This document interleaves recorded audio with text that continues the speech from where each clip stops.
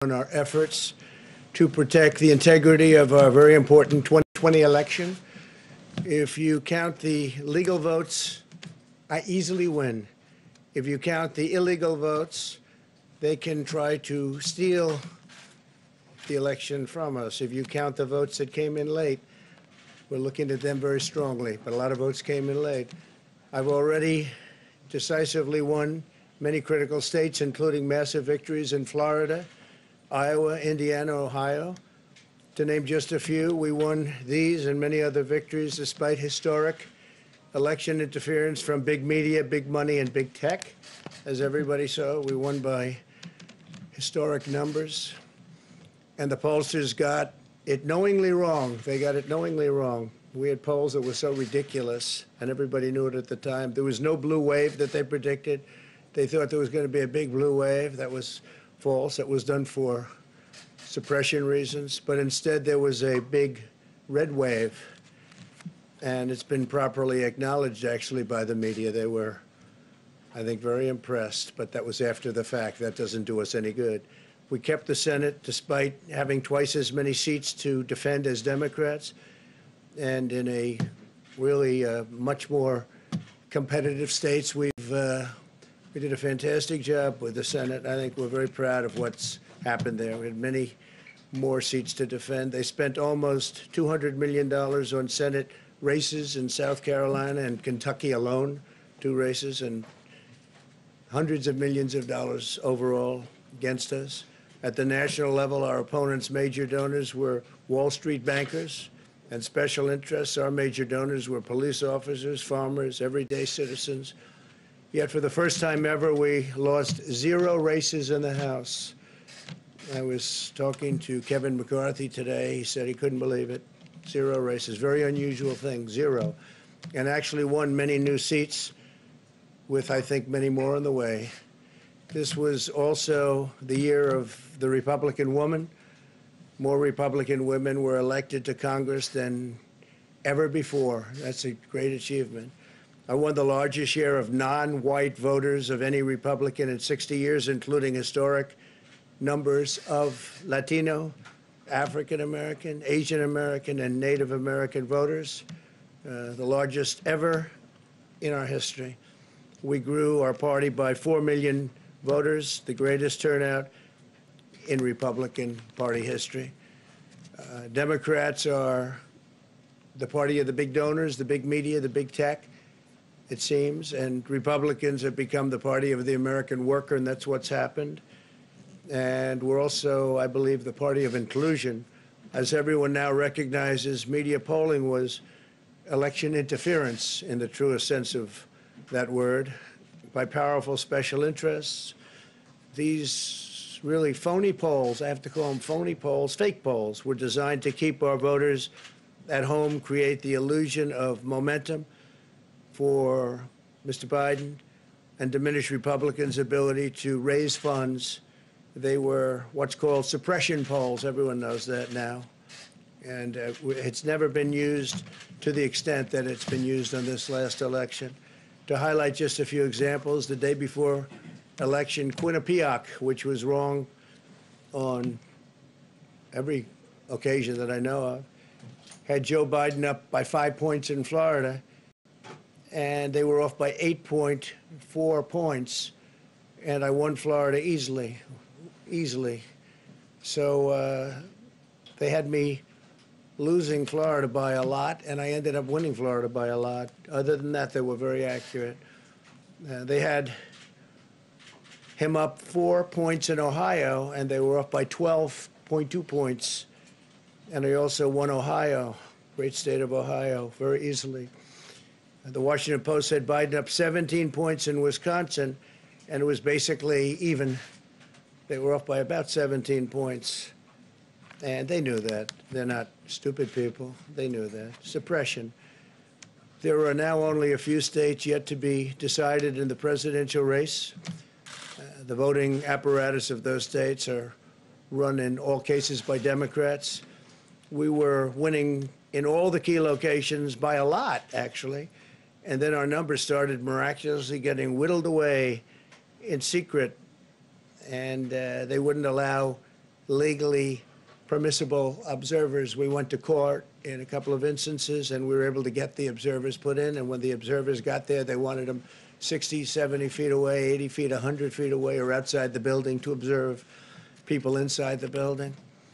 And we won a case, a big case, and we have others happening. There are lots of litigation, even beyond our litigation. There's tremendous amount of litigation generally because of how unfair this process was. And I predicted that. I've been talking about mail-in voting for a long time. It's really destroyed our system. It's a corrupt system, and it makes people corrupt even if they aren't by nature. But they become corrupt. It's too easy. They want to find out how many votes they need, and then they seem to be able to find them. They wait, and then they find them. And you see that on election night. We were ahead in vote in North Carolina by a lot, tremendous number of votes. And we're still ahead by a lot, but not as many, because they're finding ballots all of a sudden. Oh, we have some mail-in ballots. It's amazing how those mail-in ballots are so one-sided, too. I know that it's supposed to be to the advantage of the Democrats, but in all cases, they're so one-sided. We were up by nearly 700,000 votes in Pennsylvania. I won Pennsylvania by a lot, and that gets whittled down to, I think they said now we're up by 90,000 votes, and they'll keep coming and coming and coming. They find them all over, and they don't want us to have any observers. Although we won a court case, the judge said you have to have observers. Likewise in Georgia, and they're appealing. Actually, they're appealing. We won a case that we want people to watch, and we want observers, and they're actually appealing, which is sort of interesting. I wonder why they'd appeal, that all we want to do is have people watch as they do the vote tabulations. Likewise in Georgia, I won by a lot, with a lead of over getting close to 300,000 votes on election night in Georgia. And by the way, got whittled down, and now it's getting to be to a point where I'll go from winning by a lot to perhaps being even down a little bit. In Georgia, a pipe burst in a faraway location, totally unrelated to the location of what was happening, and they stopped counting for 4 hours, and a lot of things happened.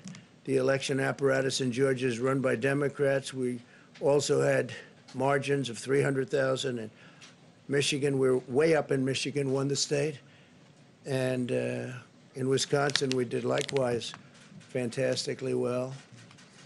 And that got whittled down. In every case, they got whittled down. Today, we're on track to win Arizona. We only need to carry, I guess, 55% of the remaining vote, 55% margins, and that's a margin that we've significantly exceeded, so we'll see what happens with that, but we're on track to do okay in Arizona. Our goal is to defend the integrity of the election. We'll not allow the corruption to steal such an important election, or any election for that matter, and we can't allow anybody to silence our voters and manufacture results. I've been doing a lot of public things for a long time. I've never had anything that's been as inspirational, by people calling, talking, sending things to us. I've never seen such love and such affection and such spirit as I've seen for this. People know what's happening, and they see what's happening, and it's before their eyes. And there are many instances which will be reported very shortly. There's tremendous litigation going on, and this is a case where they're trying to steal an election. They're trying to rig an election, and we can't let that happen. Detroit and Philadelphia, known as two of the most corrupt political places anywhere in our country, easily cannot be responsible for engineering the outcome of a presidential race, a very important presidential race. In Pennsylvania, Democrats have gone to the state Supreme Court to try and ban our election observers, and very strongly. Now, we won the case, but they're going forward. They don't want anybody in there. They don't want anybody watching them as they count the ballots. And I can't imagine why. There's absolutely no legitimate reason why they would not want to have people watching this process, because if it's straight, they should be proud of it. Instead, they're trying, obviously, to commit fraud. There's no question about that. In Philadelphia, observers have been kept far away, very far away, so far that people are using binoculars to try and see, and there's been tremendous problems caused. They put paper on all of the windows so you can't see in, and the people that are banned are very unhappy and become somewhat violent. The 11th Circuit ruled that in Georgia, the votes have been in by Election Day, that they should be in by Election Day, and they weren't. Votes are coming in after Election Day. And they had a ruling already that you have to have the votes in by Election Day. To the best of my knowledge, votes should be in by Election Day. And they didn't do that. Democrat officials never believed they could win this election honestly. I really believe that. That's why they did the mail-in ballots, where there's tremendous corruption and fraud going on. That's why they mailed out tens of millions of unsolicited ballots without any verification measures whatsoever.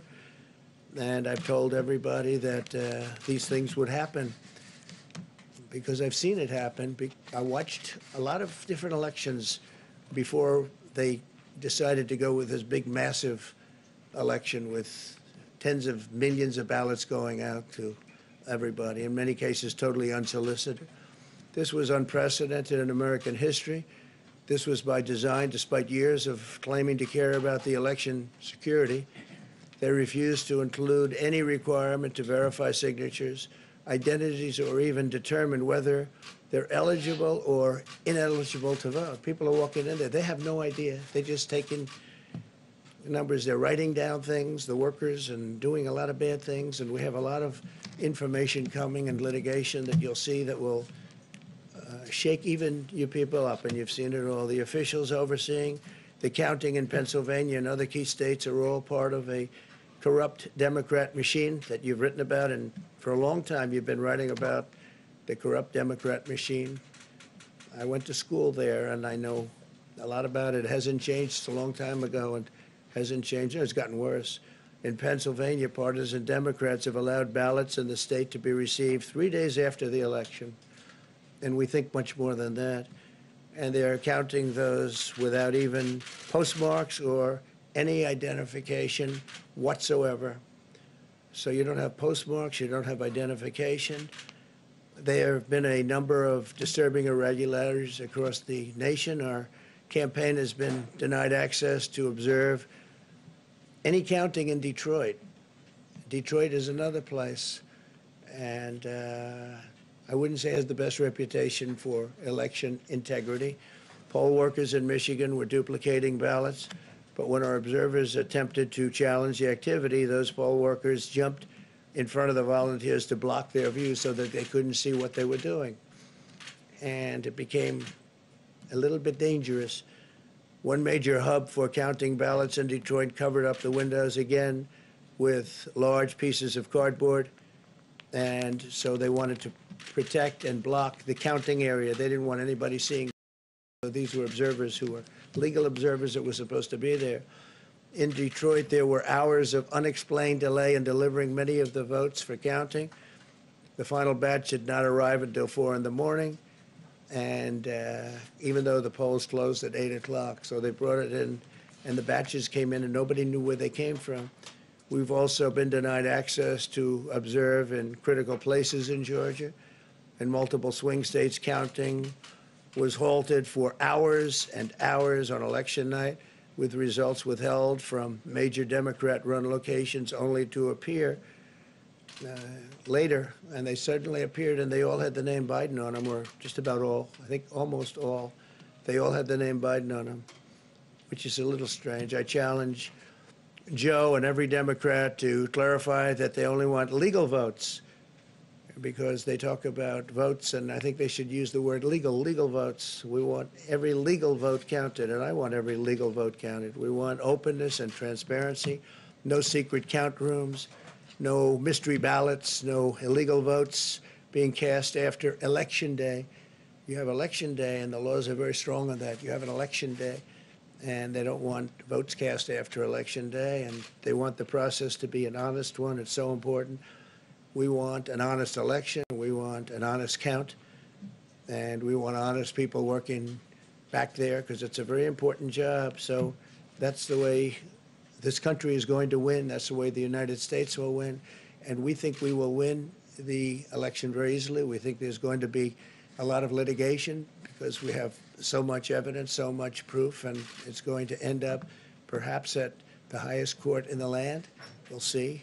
But we think there'll be a lot of litigation because we can't have an election stolen like this. And I tell you, I have been talking about this for many months with all of you, and I've said very strongly that mail-in ballots are going to end up being a disaster. Small elections were a disaster. Small, very easy-to-handle elections were disastrous. This is a large-scale version, and it's getting worse and worse every day. We're hearing stories that are horror stories, absolute horror stories, and we can't let that happen to the United States of America. It's not a question of who wins, Republican, Democrat, Joe, myself. We can't let that happen to our country. We can't be disgraced by having something like this happen. So it will be hopefully cleared up, maybe soon, I hope soon, but it'll probably go through a process, a legal process. And as you know, I've claimed certain states, and he's claiming states, and we can both claim the states, but ultimately I have a feeling judges are going to have to rule. But there's